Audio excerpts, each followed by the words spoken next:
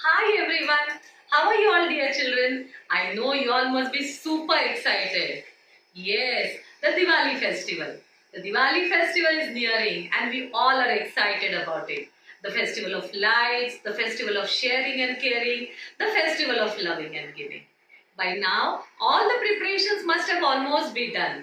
Cleaning of the houses, buying new clothes, and of course, the most important of all, preparing Diwali sweets and special snacks for Diwali.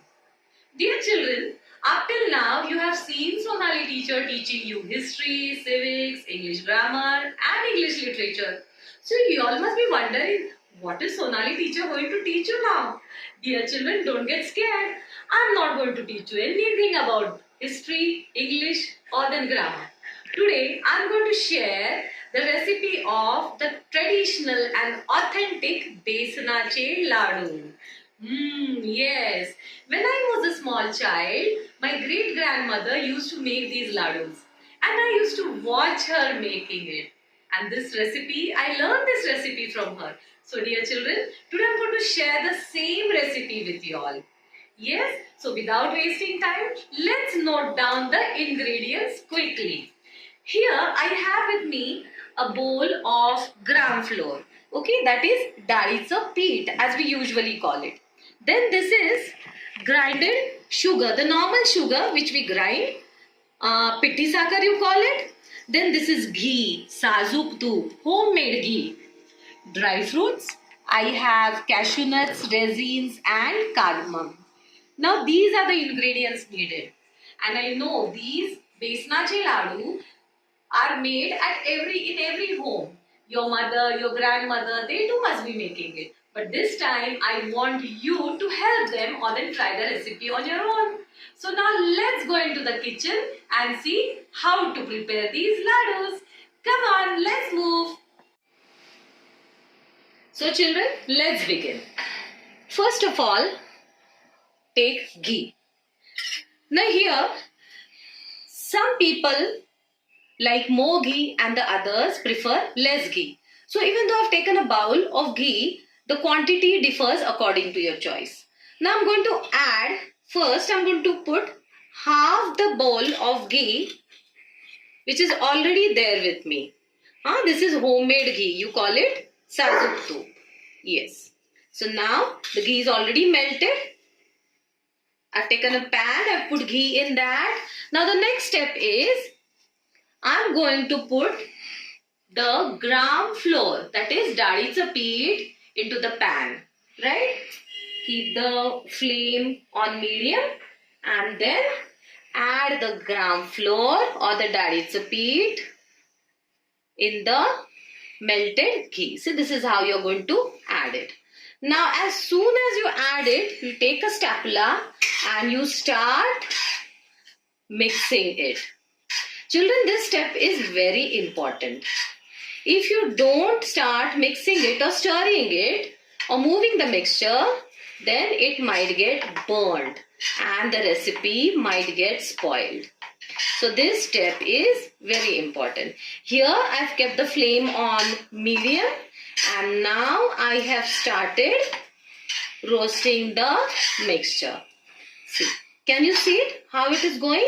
You have to continuously move your hand without stopping. And the very important thing is you have to pay full attention while doing it. If you look here and there, then the entire recipe might get spoiled. Try to break the knots. See? Using a spatula or this is the Marathi name for this is ulatna. You call it ulatna in Marathi. See the way I am doing it. You can take the help of your mama or your grandmother while you try the recipe. Yes. Now starts the main process of making the ladus. That is roasting the gram flour. That is the daritsa peat, which has to be done very patiently and with full concentration. Dear children, it takes almost 15 to 20 minutes or even half an hour to roast it. Now some people like it a bit dark, that is the flour to turn dark brown, or then the others may prefer it light. It is all on how you like it. Yeah. Now I'm reducing the flame to low, otherwise the flour might get burned. So I'm continuously moving my hand. Now I'll have to do this at least for 15 to 20 minutes. Children, I can see that the flour is looking a bit dry. So now I'm going to add a spoonful of ghee in it. Right? So one and little more. I think this should be enough.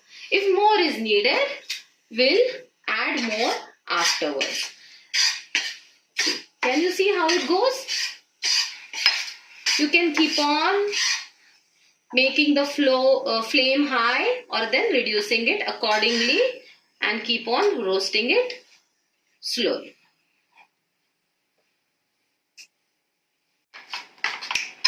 Yes, children, now it's almost more than 15-20 minutes and I'm getting a beautiful aroma of the roasted gram flour, that is dari sapir. If you see the mixture clearly, now you'll be able to see that all the lumps of the flour have dissolved completely. The color has almost changed to golden brown and you can see ghee oozing out. Yes. Can you see the difference, children? Now this is the time to say that the preparation is ready. That means the flour is roasted. Yes, it's almost done. Now the third important step is put off the flame and let the mixture cool down for at least 3 hours. Children, it's almost more than 2 hours and now this is how the preparation will look like. The next and the last important step is adding sugar. The mixture is totally cold and it has become thicker also. So now remove it properly from the spoon, the spatula, and now what I'm going to do is I'm going to add sugar. This is a bowl of sugar which I have taken.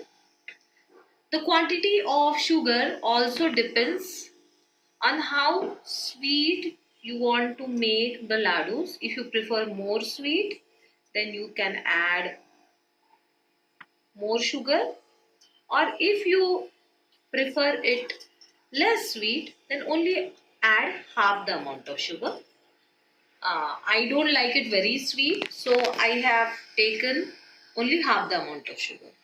Now I'm going to mix the sugar and the roasted flour thoroughly. First I'll do it with a spoon and then I'm going to use my hand to do it. Children, see that you wash your hands properly, your hands are clean. Now remove it from the spoon and by using your hand, mix the sugar and the flour thoroughly. It is exactly the way you make a dough. You need the dough while making chapatis. See. Mix it thoroughly. The best way of mixing it is using your hand. You have to mix it properly. Fine. See the dough now. It's thoroughly mixed. I'll add little more sugar. Yes. You can taste a little bit of it to see if you need more sugar or the sugar is sufficient. So this is how it should go. Mix it thoroughly, mix it properly. and knead it into a dough. Fine. This is done. Now the next important thing is the dry fruits. See, I have taken cashew nuts and raisins. I've made small pieces. So you can either mix these cashew nuts into this dough, or then you can just put it on the laddu after rolling it or after making it. It all depends on how you like it. I prefer mixing it because then it gets mixed up properly. So this is how I do it. Yeah, put the cashew nuts. Again, I'm going to mix it properly so that the cashew nuts are spread properly in the mixture. Yes. Finally, it is done. Lovely, yummy it is smelling. Now the last step. The last step is making the laddus. Yes, dear children, it's almost done now. Take small partitions of the preparation and roll them into laddus. See the way I'm doing it, right? A resin and a cashew nut. Yes. Wow, lovely. There goes my laddu. Now one more. Take a small part. Make it round. A cashew and a resin. Yeah. One more is prepared. And the last one. You can complete the remaining ones.